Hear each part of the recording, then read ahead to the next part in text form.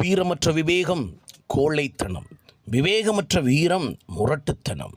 சாதியும் நிறமும் அரசியலுக்கும் வள்ளல் மனமும் வள்ளலாரின் குணமும் வாய்க்க பெற்று தேசியமும் தெய்வீகமும் இரு கண்களாய் போற்றிய தேவரின் ஜெயந்தி திருநாளில்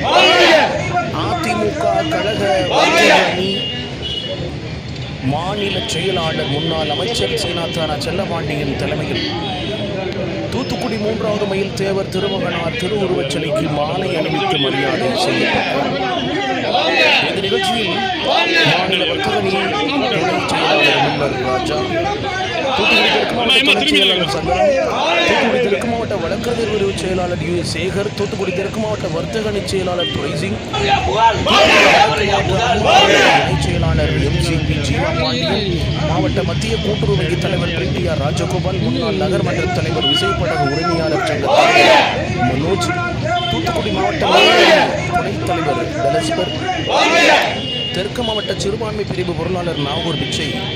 உட்பட பல முக்கிய பிரமுகர்கள் கலந்து கொண்டனர்.